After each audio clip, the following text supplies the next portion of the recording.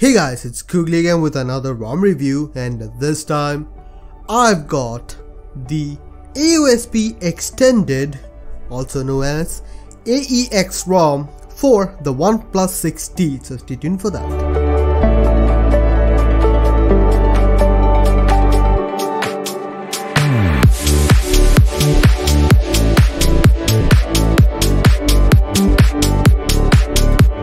So guys, the AOSP extended ROM, or as I've already said, AEX ROM, was an amazing ROM available for the OnePlus 3, and I have used it on the OnePlus 3. Absolutely loved it. Great performer, great feature list, great battery life. It was a very good ROM.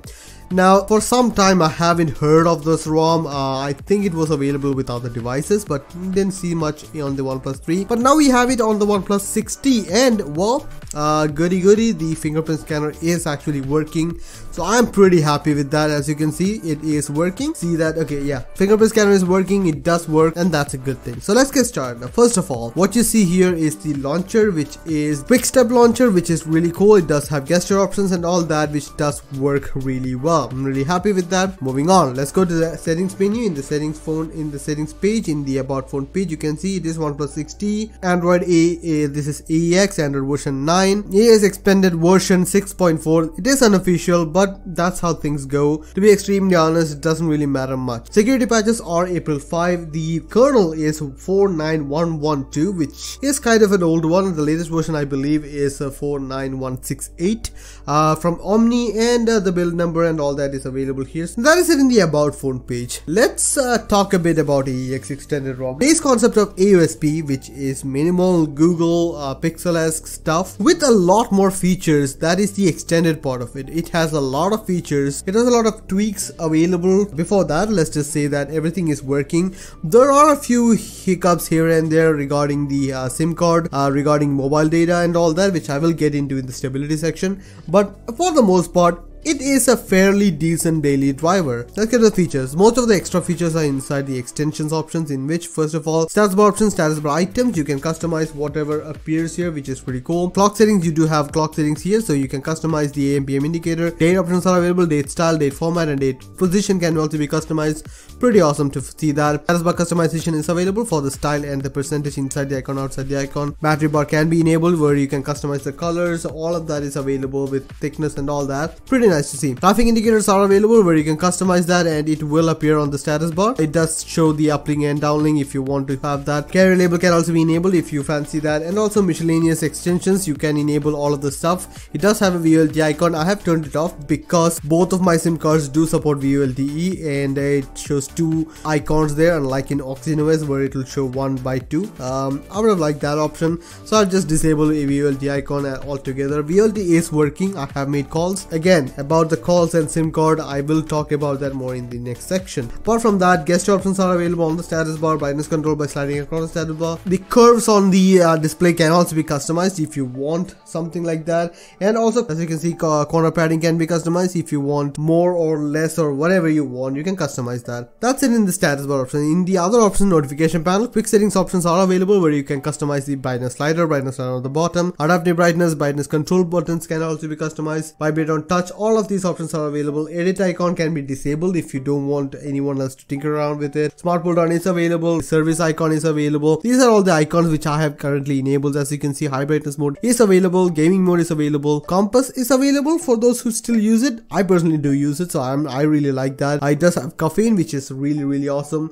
Battery saver, all of these extra options are available. It even has a one-handed mode on the quick setting tile, which is amazing. Here is where you will customize the view of it. Columns, rows, quick pour columns can also be customized, which is pretty nice. And also you can disable the labels if you so like it. The notification options you can customize. Kill app is available. If you want to kill any application, you can long press on that and it will show the kill app option. Really cool if you have some precision application, which is really nice. Smart notification sound is available. Noisy notification if the screen is on is available, which is pretty cool. Heads up controls are available for timeout and snooze timer, which is really nice to have. And also backlist is available for those who want to use that. Battery and notification LED lights are available. available, but on a 60 it doesn't really matter because we don't have one. In-call vibration options are also available in this one. Now in the recent options, recent UI has a few options here, so you can customize what style of recent you want. Pi and Oreo is available. Now I normally use Pi, it works really well. If you are selecting Oreo recent, you have memory war, clear button selection and all that,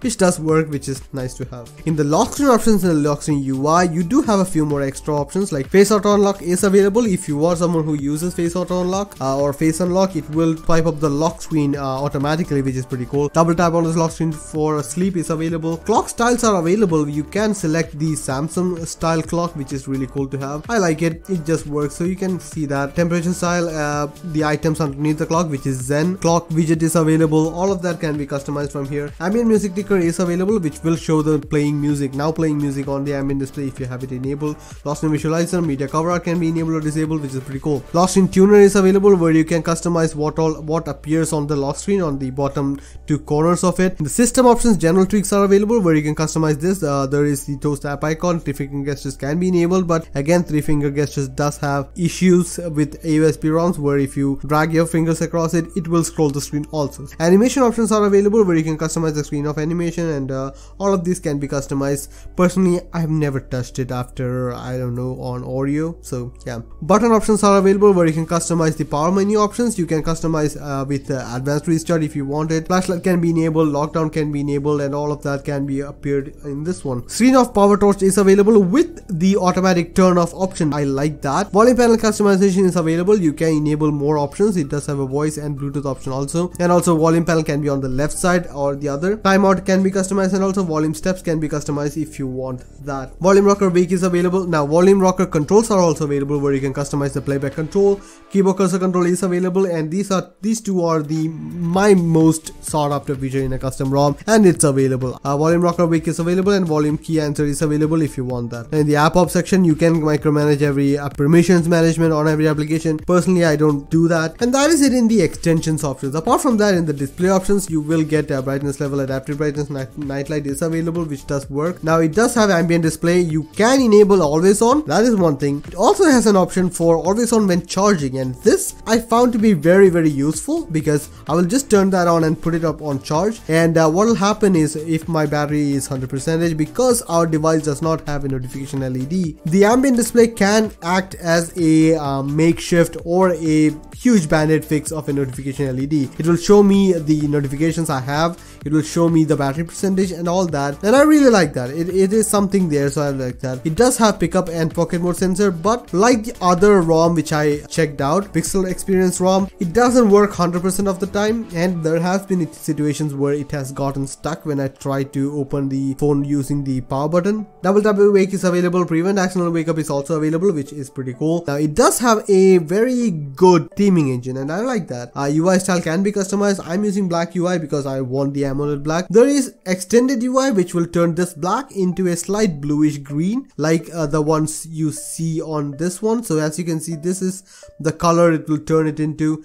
It works. I'm not saying it doesn't, but it is what it is. Also, there is a chocolate UI, which will turn that black into chocolate. So that's there. Accent colors can also be customized, which is pretty cool. It does have even black. It does have a wide variety of colors. Let's just say that. QS style is available, and I like the Oreo style quick setting styles. You can choose from a wide variety of it. Even square goals is available, so you can customize that. Font option is also available. As you can see, I am using the Anaheim font, which I find very good. It also has Oswald font, but because of heavy criticism, I'm not gonna use it on this video, but personally I use Oswald for my daily usage. So yeah, that's one thing. It does have other fonts also, which is pretty cool. Dashboard conditions and dashboard suggestions can be disabled if you don't want that, which is normal stuff. Density options are available. Font size and display size can be customized, which is pretty nice to see. And the sound option, basic stuff are available. Alarm volume, the increasing ringtone is available, ringing, all of that. Vibrations, SIM1 and SIM2 separately. Fingerprint scanner is working, and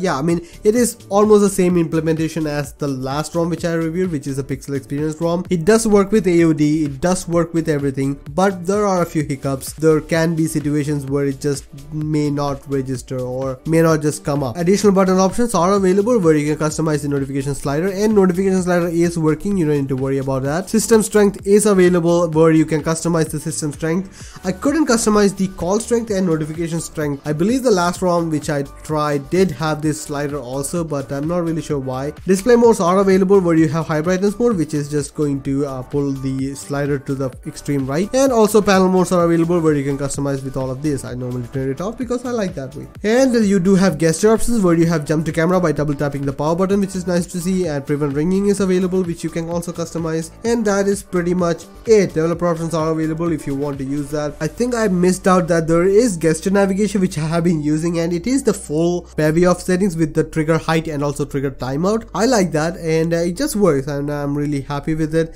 So yeah, it's almost similar to OnePlus's recommendation or OnePlus's usage, but not quite as smooth, and there is no last option available. I like the OnePlus's implementation better, and that is it in the features section. As you can see, it is a loaded ROM. There are a lot of features. May not be the king of the hill, but hey, it's pretty much out there, so it's really cool. Now the battery life of the ROM. The battery life of the ROM personally have been, let's just say the active drain and idle drain, from what I've seen from other ROMs, especially Pixel experience, I've been getting active drains somewhere in between 10 to 12%, which is okay, not very impressive on the phone which is only 6 or 4 months old. So yeah, that's one thing. Idle drain has been even less impressive because I've been getting idle drains of more than 2%, which is pretty bad, I would say. So yeah, that's pretty much it. But again, this is a beta ROM, which is an unofficial ROM, so there are things you can do. And also the kernel is a pretty old version of it. You can flash a new kernel like Radioactive or Franco kernel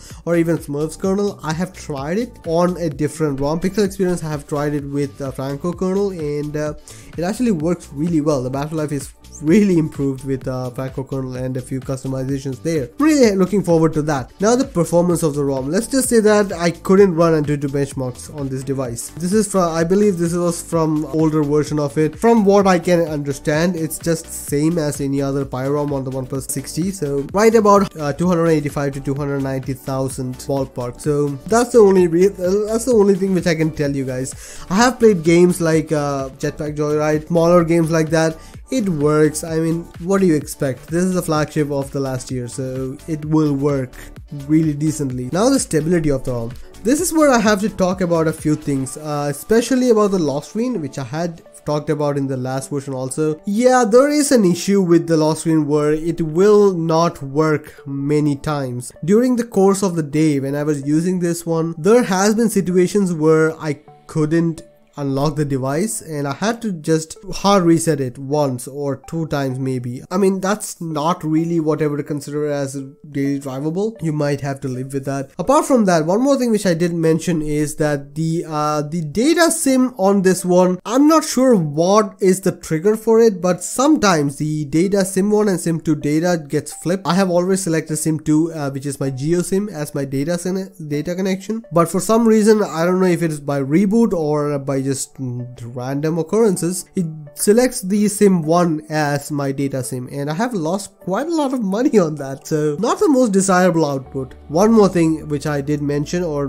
did notice is I was getting a call on my sim 2 which is the geo sim, and the phone app just crashed. Telephony just crashed. I was hearing the ringtone, but I couldn't select anything. I just had to wait for the guy who was calling me to cut and call back on my second sim or my first sim. So these are things. So with that in mind, I really cannot recommend someone to be using this ROM. But then again, if you are the adventurous kind like most people are on XDA, hey, go ahead, use it, but do keep in mind these are the things which I experienced. You may not experience it, you may not have any issues with it, but this is my experience with it. Keep that in mind. So yeah, stability wise, I would not say it's the most stable one. Now the camera with which it comes is the Snapdragon camera, kind of, which has a few options here. These are the settings you have picture quality settings and all that. Works decently well. You do have a selfie camera which does work, so pretty cool to see. I would probably go for a Google camera because Google camera is really good, and I'll just use that as my daily driver camera. And one more thing which I do want to mention before I forget is that the notch also seems to be designed for something like the OnePlus 6, because it does cut out at about this point. The items on the status bar doesn't reach all the way to the notch which is presently in there, so just keep that in mind. Now the aesthetics of the ROM. I'm in love with the aesthetics of this ROM because it's really cool. It has a lot of things going on in the aesthetics department. It also has an option to enable the themes with Substratum enabled, which is really cool. Most ROMs does not allow Substratum and the inbuilt theme engine to work in tandem. This one has a toggle for it. I have not tried it out because the inbuilt theme engine is pretty damn awesome. I like that. And UI styles are available. You have light, dark, black, extended and chocolate. It doesn't have the extra steps which is available with Havoc or something, which you can customize the top of the navigation bar or the status bar, bottom of the status bar and all that. Personally, I like the blackout version, so I'm really happy with this one. Works really well. Now the overall experience of the ROM. The overall experience of the ROM is pretty damn cool. I like this ROM even with all its flaws. I know that I won't be using it as my daily driver because it has too much stuff. Calling issue is something which took me right out. It doesn't have call recorder, which is another thing. Having issues with call on a phone is unacceptable for me, but there are people who don't really use their phone to make calls, so yeah, for them it may be cool. For those who are more adventurous than I am, it is pretty awesome, so I really like that. Now let me show you guys the boot animation, which is pretty cool. So guys, there you have it. That is the AEX ROM boot animation. Extremely simple, extremely good looking in my opinion at least. It just says what it is and it gets out of the way. I really like that, so pretty cool. So guys, there you have it. That is the AEX ROM on the OnePlus 6T with Fingerprint Scanner working, with almost everything working. Yes, there are hiccups even with the Fingerprint Scanner, but it's pretty damn close and pretty sure it's going to be ironed out very soon. And yeah, that's pretty cool. I guess that much is it about the ROM then. Hope you guys liked the video. Please share, subscribe and like the video if you found it useful. See you guys next time. Bye.